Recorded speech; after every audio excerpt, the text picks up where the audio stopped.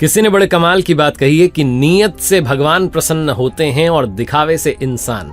अब ये आप पर निर्भर करता है कि आप किसे प्रसन्न करना चाहते हैं। नमस्ते, मैं हूं आरजे कार्तिक। एक बड़ी छोटी सी कहानी है जिन्होंने लिखी है।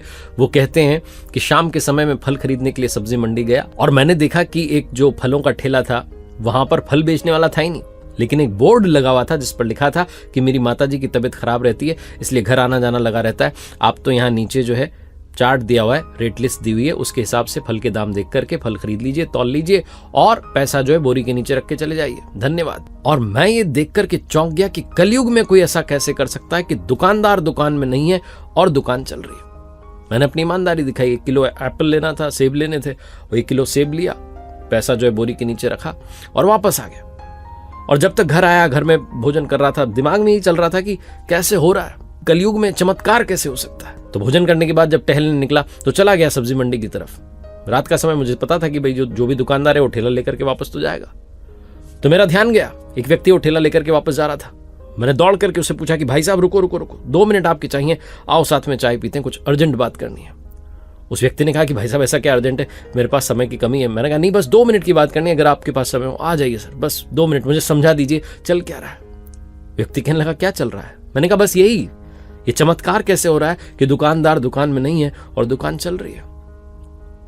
वो मुस्कुराते हुए कहने लगे कि भाई साहब मेरी कहानी कुछ ऐसी है, क्या बताऊं, माताजी बहुत ज्यादा बीमार हैं, बुजुर्ग हैं, चल फिर नहीं सकती, पानी उन्हें पिलाना, भोजन उन्हें कराना, दवाई समय पर देना, बहुत देखभाल करनी पड़ती है।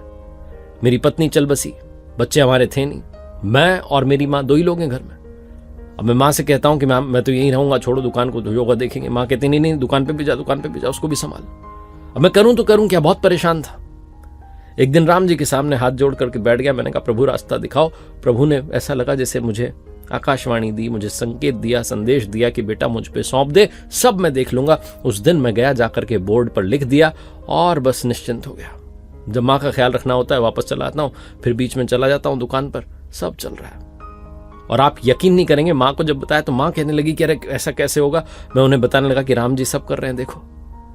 मैंने जाकर के उन्हें बताया कि लोग जो है ईमानदारी से फल तौलते हैं, पैसा बोरी के नीचे रख के जाते हैं माता जी।